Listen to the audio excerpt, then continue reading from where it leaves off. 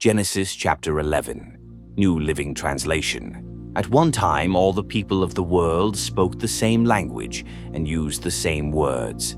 As the people migrated to the east, they found a plain in the land of Babylonia and settled there. They began saying to each other, "Let's make bricks and harden them with fire." In this region, bricks were used instead of stone, and tar was used for mortar. Then they said, "Come, let's build a great city for ourselves with a tower that reaches into the sky. This will make us famous and keep us from being scattered all over the world." But the Lord came down to look at the city and the tower the people were building. "Look," He said, the people are united, and they all speak the same language. After this, nothing they set out to do will be impossible for them. Come, let's go down and confuse the people with different languages. Then they won't be able to understand each other. In that way, the Lord scattered them all over the world, and they stopped building the city. That is why the city was called Babel, because that is where the Lord confused the people with different languages. In this way, he scattered them all over the world. This is the account of Shem's family.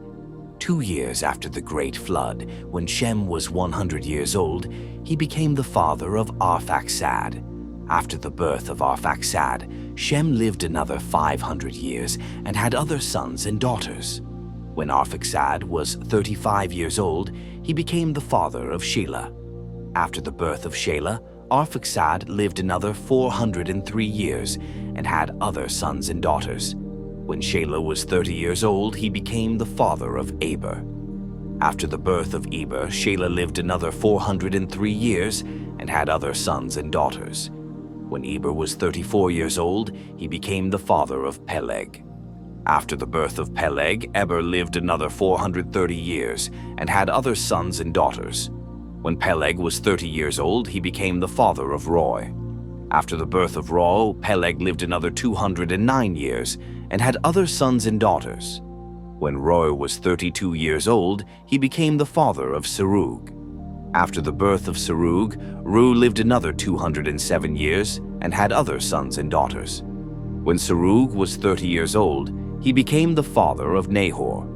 After the birth of Nahor, Serug lived another 200 years and had other sons and daughters.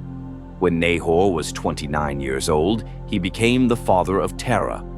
After the birth of Terah, Nahor lived another 119 years and had other sons and daughters.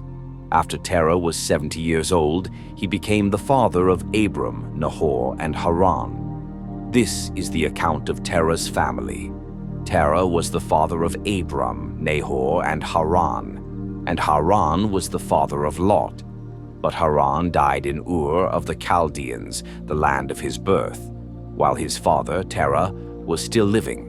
Meanwhile, Abram and Nahor both married. The name of Abram's wife was Sarai, and the name of Nahor's wife was Milcah. Milcah and her sister Iscah were daughters of Nahor's brother Haran.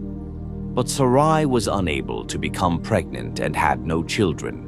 One day, Terah took his son Abram, his daughter-in-law Sarai, his son Abram's wife, and his grandson Lot, his son Haran's child, and moved away from Ur of the Chaldeans. He was headed for the land of Canaan, but they stopped at Haran and settled there. Terah lived for 205 years and died while still in Haran.